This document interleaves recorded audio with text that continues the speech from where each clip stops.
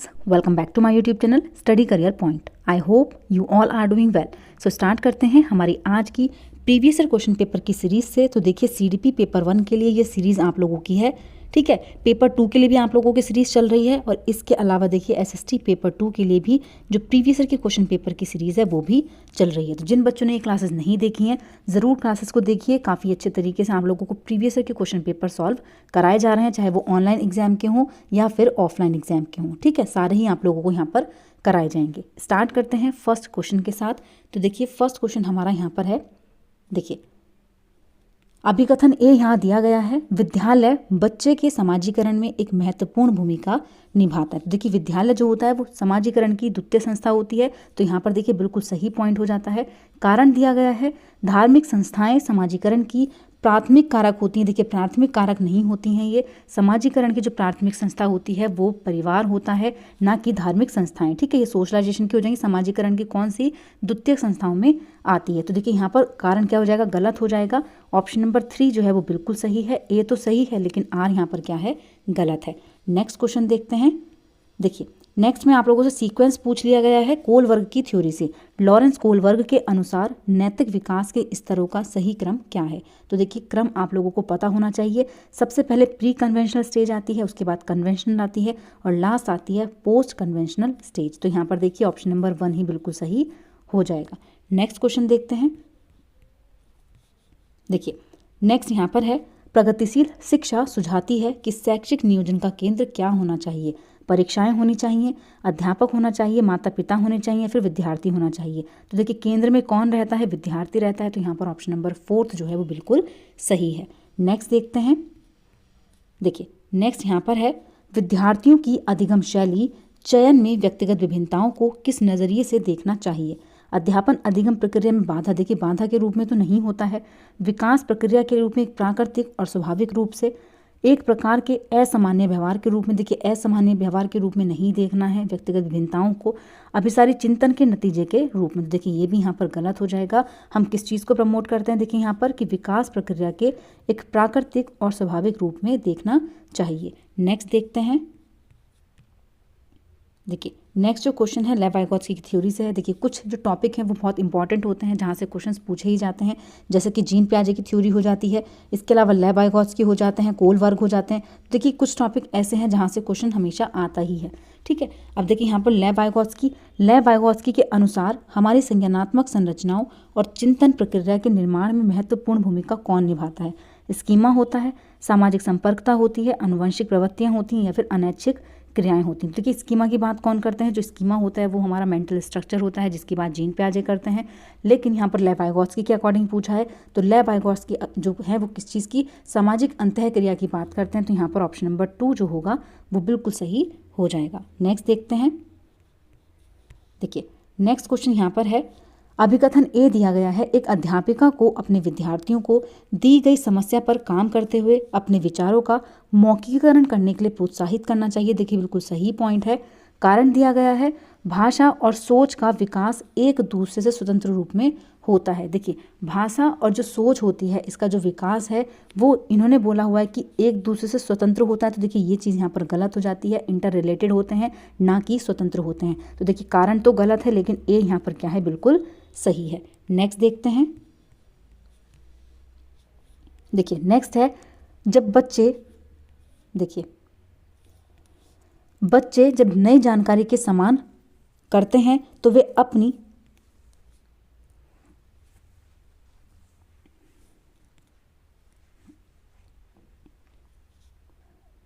बच्चे जब नई जानकारी से सामना करते हैं तो वे अपनी मानसिक संरचनाओं का संशोधन कर लेते हैं। जीन पियाजे का शब्दावली में यह प्रक्रिया क्या कहलाती है। तो देखिए जहाँ पर संशोधन होता है, मैंने आप लोगों को बताया जहाँ पर भी मॉडिफाई शब्द का यूज़ होता है तो मॉडिफाई में मॉडिफिकेशन मतलब एकोमोडेशन की बात हुई है। मॉडिफाई मीन्स एकोमोडेशन, ठीक है। इस तरीके से आप लोगों को यहाँ पर ध्यान रखना है। तो ये किससे संबंधित हो जाएगा, समायोजन से संबंधित हो जाएगा, ठीक है। जो एसिमिलेशन होता है, समावेशन होता है, इसमें जानकारी को सिर्फ ऐड किया जाता है, उसमें संशोधन नहीं किया जाता। लेकिन जो एकोमोडेशन होता है, समायोजन होता है, इसमें जानकारी को ऐड करने के बाद उसमें संशोधन किया जाता है। तो यहाँ पर सेकेंड पॉइंट जो हो जाएगा वो बिल्कुल सही हो जाएगा। नेक्स्ट देखते हैं। देखिए, अधिगम हेतु मूल्यांकन के संदर्भ में निम्न में से कौन सा कथन है जो सही नहीं है। देखिए, असेसमेंट फॉर लर्निंग के लिए यहाँ पर बात हो रही रचनात्मक आकलन की, तो देखिए मूल्यांकन व्यापक होना चाहिए, मूल्यांकन सतत होना चाहिए, मानकीकृत परीक्षणों द्वारा होना चाहिए। देखिए, मानकीकृत परीक्षणों द्वारा आप लोगों को यहाँ पर नहीं करना है, ये क्या हो जाता है, नेगेटिव हो जाता है, और नेगेटिव ही आप लोगों से पूछा था। ऑप्शन नंबर 3 यहाँ बिल्कुल सही हो जाएगा। नेक्स्ट देखते हैं। देखिए, विकास का शीर्षगामी सिद्धांत क्या कहता है। विकास दर सभी संस्कृतियों में एक समान होती है, विकास अनिरंतर होता है, सर से पैर की तरफ बढ़ता है, या फिर विकास केंद्र से बाह्य तरफ बढ़ता है। तो देखिए यहाँ पर कौन सा पॉइंट सही है, तो देखिए ऑप्शन नंबर 3 सही हो जाएगा। सिफेलोकॉर्डल में जो बच्चे का विकास होता है वो सर से पैर की तरफ होता है, और जब हम प्रॉक्सिमोडिस्टल की बात करते हैं तो वहाँ पर कौन सा होता है, तो देखिए वहाँ पर होता है विकास केंद्र से बाह्य, ठीक है, सेंटर टू एक्सट्रीम होता है। नेक्स्ट क्वेश्चन देखते हैं। देखिए, आपकी कक्षा में जब भी कोई लड़का रोता है तो दूसरे विद्यार्थी उसे यह कहकर चिढ़ाते हैं कि लड़कियों की तरह व्यवहार मत करो, लड़के नहीं रोते हैं। यह कथन क्या दर्शाता है। लैगिंग समता, समानता, स्थिरता, या फिर रूढ़िवादिता। देखिए, ना तो यहाँ पर क्षमता है, इक्विटी है, ना ही इक्वालिटी है, और ना ही कॉन्स्टेंसी है, बल्कि क्या हो जाएगा, यहाँ पर रूढ़िवादिता दिखाई दे रही है। ऑप्शन नंबर 4 जो है वो बिल्कुल सही है। नेक्स्ट देखते हैं। देखिए, निम्न में से किस संप्रत्यय की व्याख्या ले वाइगोत्स्की ने नहीं की है। सामाजिक अनुबंधन, अभिविन्यास, समीपस्थ विकास का क्षेत्र, निजी वाक, या फिर पाण। तो देखिए कौन सा यहाँ पर सही पॉइंट हो जाएगा, तो देखिए ऑप्शन नंबर 1 जो है वो बिल्कुल सही है।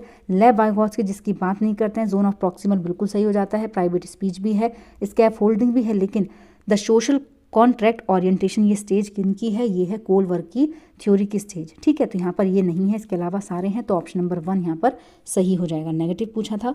नेक्स्ट देखते हैं।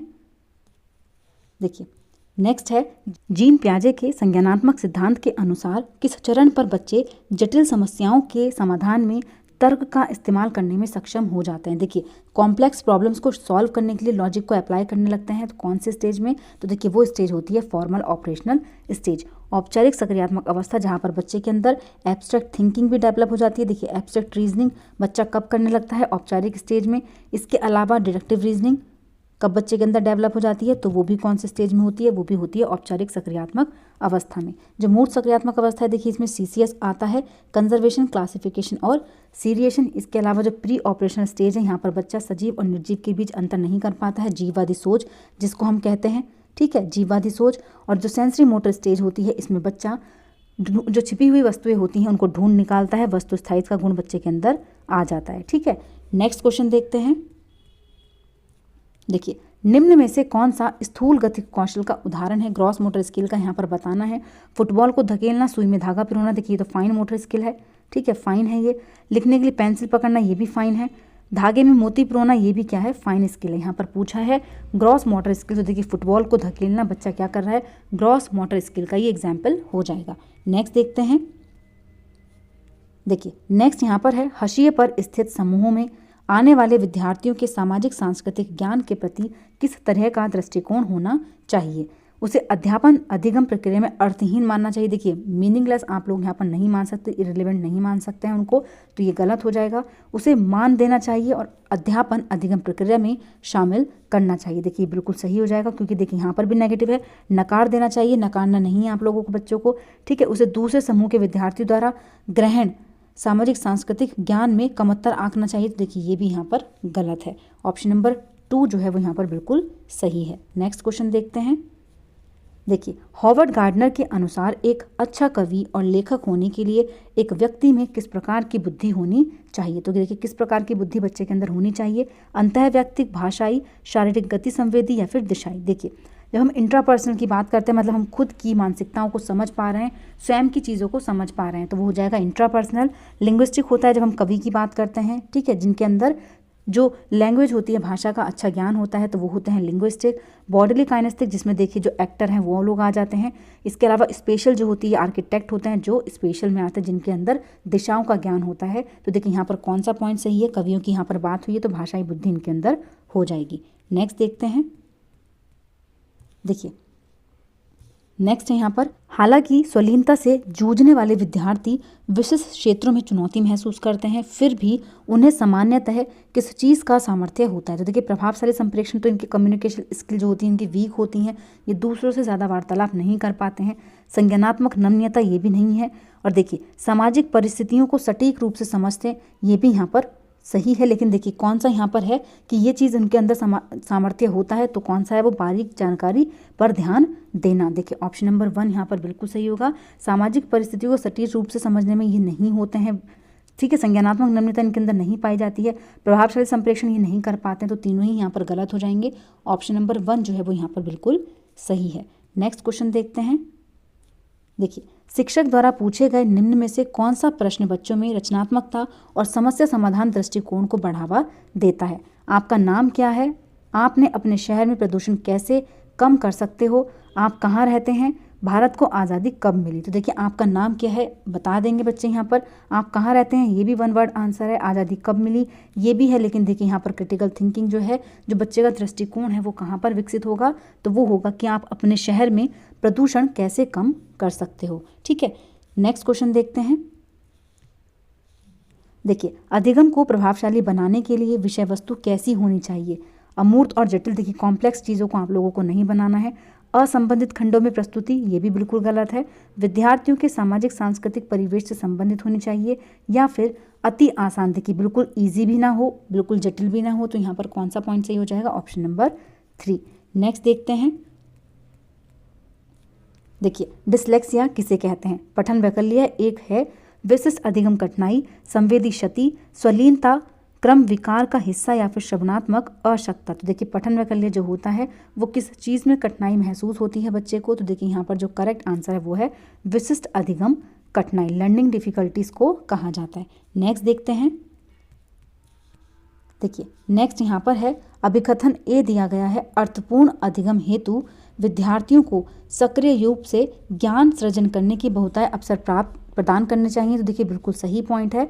अधिगम ज्ञान के निष्क्रिय अर्जन की प्रक्रिया, देखिए निष्क्रिय नहीं होती, सक्रिय अर्जन की प्रक्रिया होती है। कथन यहाँ पर देखिए कारण गलत हो जाएगा, लेकिन कथन यहाँ पर क्या है बिल्कुल सही है। नेक्स्ट क्वेश्चन देखते हैं। देखिए दृष्टिबाधित से जूझने वाले विद्यार्थियों के समावेशन में निम्न में से कौन सा कारक बाधा बन सकता है। तो देखिए स्पर्शनीय चित्र, हस्तलिखित नोट्स, ऑडियो टेप का व्याख्यान, या फिर ब्रेल किताबें। तो देखिए दृष्टिबाधित से जूझते विद्यार्थियों के लिए कौन सा पॉइंट सही हो जाएगा, तो वो है हस्तलिखित। देखिए हाथ से लिखे हुए नोट्स जो होंगे देखिए बाधा बन सकते हैं, तो यहाँ पर ऑप्शन नंबर 2 बिल्कुल सही होगा, क्योंकि देखिए स्पर्शनीय चीज़ें बिल्कुल सही हैं, ऑडियो टेप भी सही है, और ब्रेल किताबें भी सही हैं, क्योंकि ये भी किस चीज़ के लिए होती हैं, ये भी दृष्टिबाधित विद्यार्थी के लिए होती हैं। लेकिन यहाँ पर बाधा पूछी है, तो कौन सी चीज़ बाधा बनेगी, वो है हस्तलिखित नोट्स। नेक्स्ट देखते हैं। देखिए नेक्स्ट क्वेश्चन यहाँ पर है, अधिगम के सामाजिक संरचनावादी उपागम के अनुसार निम्न में से कौन सा तरीका अर्थपूर्ण अधिगम के लिए प्रभावशाली नहीं है। तो देखिए कौन सा नहीं है, आप लोगों को देखिए एकदम आंसर कैच करना है। जहाँ पर भी पैसिव लिखा हुआ था निष्क्रिय अनुकरण, वो नेगेटिव हो जाता है, नेगेटिव यहाँ पर आपसे पूछा था। देखिए खोज जो होती है वो भी बेनिफिशियल होती है, इंगेजमेंट बच्चों की वो भी सक्रिय भागीदारी बिल्कुल सही है, डिस्कवरी लर्निंग खोजी अधिगम ये भी प्रभावशाली होता है, लेकिन कौन सा नहीं है, तो वो है निष्क्रिय अनुकरण। नेक्स्ट देखते हैं। देखिए अवधान न्यूनता, अतिक्रियाशीलता विकार, ADHD से जूझने वाले विद्यार्थी निम्न में से किस गुण को अक्सर दर्शाते हैं। उच्च एकाग्रता को, आवेगशीलता को, कार्य क्षेत्र में संगठन, या फिर लंबे समय तक स्थिर रहने की योग्यता। देखिए लंबे समय तक स्थिर तो ये नहीं रह पाते हैं, तो ये तो गलत हो जाएगा। हाई कॉन्सेंट्रेशन, देखिए ये क्या होते हैं, हाइपर एक्टिव होते हैं, ज़्यादा टाइम के लिए कॉन्सेंट्रेशन ये नहीं कर पाते। इसके अलावा देखिए आवेगशील बच्चा ये होता है, ऑप्शन नंबर 2 यहाँ पर बिल्कुल सही होगा। जो बच्चा ADHD से ग्रसित होता है उसके अंदर इम्पल्सिविटी, आवेगशीलता जो है वो पाई जाती है। नेक्स्ट देखते हैं। देखिए विद्यार्थियों द्वारा ग्रहित वैकल्पिक अवधारणाओं से अध्यापक को किस प्रकार निपटना चाहिए। उन्हें अनदेखा, देखिए अनदेखा तो नहीं करना है, ठीक है। नेक्स्ट यहाँ पर दिया गया है, उन्हें ठीक तरीके से समझा जाना चाहिए, क्योंकि वे अधिगम प्रक्रिया में महत्वपूर्ण होती हैं। तो देखिए ऑप्शन नंबर 2 बिल्कुल सही हो जाएगा। कठोरता से निपटाना चाहिए, ये भी यहाँ पर गलत है।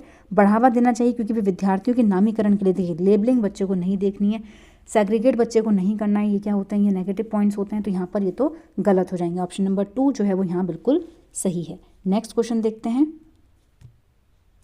देखिए अपनी खुद की सोच प्रक्रिया पर चिंतन करना क्या कहलाता है। देखिए ये क्वेश्चन बार बार रिपीट हुआ है कि अपनी खुद की प्रक्रिया, अपनी खुद की सोच को समझना क्या कहलाता है, उस पर चिंतन करना क्या कहलाता है। स्मृतिकरण भी नहीं है, ठीक है, अनुकूलन भी नहीं है, आत्मसातकरण भी नहीं है, बल्कि क्या हो जाएगा, अभिसंज्ञान, मेटाकॉग्निशन उसको कहा जाता है। नेक्स्ट क्वेश्चन देखते हैं। देखिए नेक्स्ट है यहाँ पर, विद्यार्थियों में निम्न में से कौन सा कौशल को बढ़ावा नहीं देना चाहिए।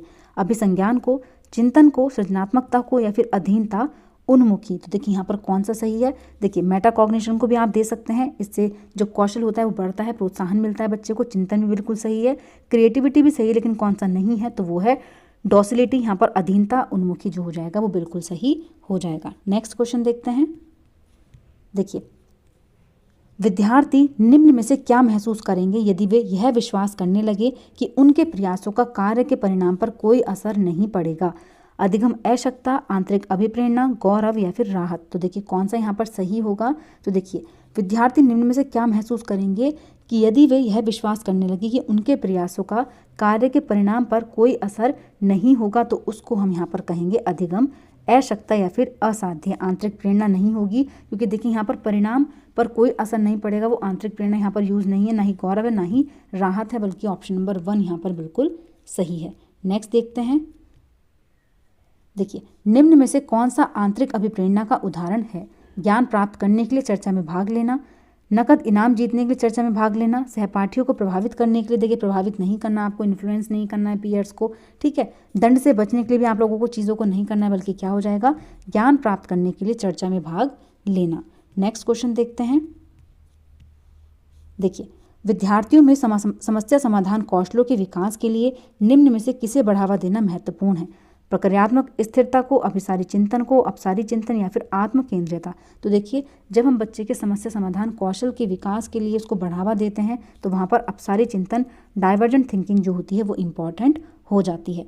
नेक्स्ट क्वेश्चन देखते हैं।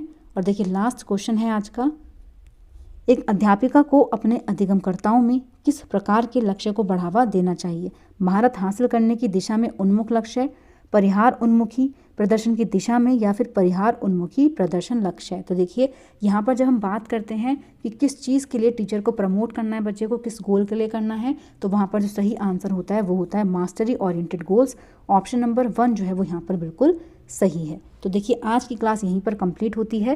जितने भी क्वेश्चन थे सारे कंप्लीट हो चुके हैं। ऐसे ही देखिए एग्जाम तक आप लोगों की सीरीज़ चलती रहेगी, मैराथन क्लास भी ली जाएंगी, ठीक है। अगर आप लोगों को मेरी क्लास अच्छी लगी हो तो प्लीज़ मेरे चैनल को लाइक करें, सब्सक्राइब करें और शेयर करें।